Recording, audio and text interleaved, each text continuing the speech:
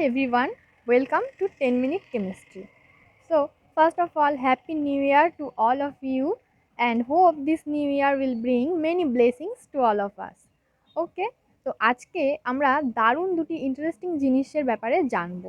Interesting facts বলতে পারো, scientific facts অবশ্যই জানবো। তার আগে আমি বলে দিই যে আমার এই যে চ্যানেল 10 মিনিট কেমিস্ট্রি, এখানে তোমরা ওয়েস্ট বেঙ্গল বোর্ডের যতগুলো চ্যাপ্টার আছে কেমিস্ট্রি সাবজেক্টে, সেই সবগুলো চ্যাপ্টার আমি এখানে কভার করানোর চেষ্টা করব, কভার করিয়ে দেব, ঠিক আছে?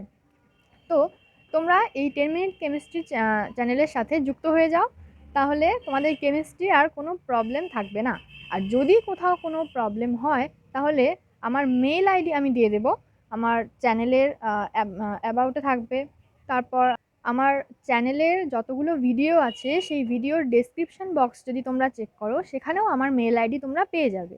তো আমি যতগুলো চ্যাপ্টার কভার করাবো সেই চ্যাপ্টারে যদি কোথাও কোনো প্রবলেম হয় বা বুঝতে কোথাও অসুবিধা হচ্ছে, তো সেটা তোমরা আমাকে মেল করে দিতে পারো, আমি তোমাদের প্রবলেম সলভ করে দেওয়ার চেষ্টা করব, ঠিক আছে? তো তোমরা যদি আমার চ্যানেলে দেখে থাকো তাহলে দেখবে যে আমি হ্যালো অ্যালকেন এবং হ্যালো অ্যারিনের এই চ্যাপ্টারটি কমপ্লিট করে দিয়েছি, ঠিক আছে? তো এবার নেক্সটে প্রিভিয়াস ইয়ারের কোশ্চেনগুলো আসবে, সেগুলো আমি করিয়ে দেব। তারপর আমরা অ্যালকোহল চ্যাপ্টার শুরু করব, তারপর অ্যালডিহাইডের চ্যাপ্টার শুরু করব। এভাবে আমরা টোটাল পুরো অর্গানিক কেমিস্ট্রি, ইনঅর্গানিক কেমিস্ট্রি এবং ফিজিক্যাল টোটালটাই আমরা কভার করে দেব, ঠিক আছে? তো আজকে যে দুটো ইন্টারেস্টিং ফ্যাক্টস জানাবো সেগুলো দেখো। তোমরা কি জানো যে কাঁচ আমাদের লিকুইড নাকি সলিড? জানো না, অনেকে হয়তো জানো, অনেকে হয়তো জানো না। তো চলো জেনে নিই।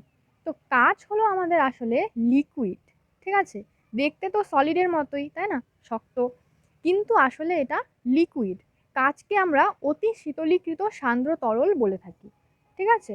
খুব ধীর গতিতে প্রবাহমান হয় এটি।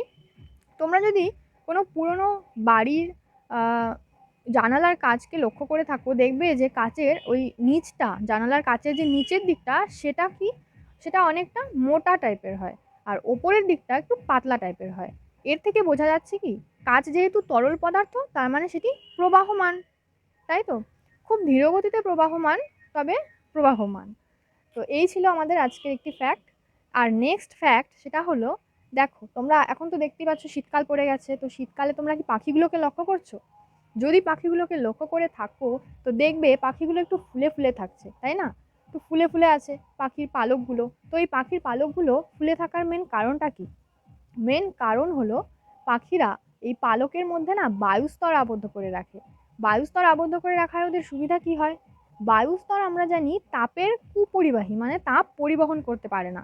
তাহলে যেহেতু পাখিরা তাদের পালকের মধ্যে বায়ুস্তর আবদ্ধ করে রাখছে, তার মানে কি হচ্ছে, পাখিদের শরীর থেকে তাপ পরিবেশে ট্রান্সফার করতে পারছে না। তার মানে পাখিদের তাপমাত্রা যেটা শরীরে আছে সেটা বাইরে যাচ্ছে না, তার মানে পাখিদের শরীর গরম থাকছে, তাই না? তো এই কারণে পাখিরা শীতকালে পালক ফুলিয়ে রাখে। পালক ফুলিয়ে কি করে ওরা?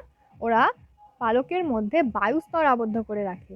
তো বুঝতে পারলে আশা করছি এই দুটো ফ্যাক্টস তোমাদের অবশ্যই ভালো লাগবে নিশ্চয়ই।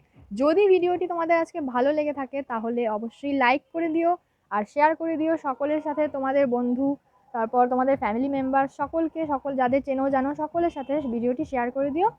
আর অবশ্যই 10 মিনিট কেমিস্ট্রিকে সাবস্ক্রাইব করে দিও, কারণ আমাদের কি করতে হবে, 10 মিনিট কেমিস্ট্রির একটি বিগ ফ্যামিলি তৈরি করতে হবে, রাইট?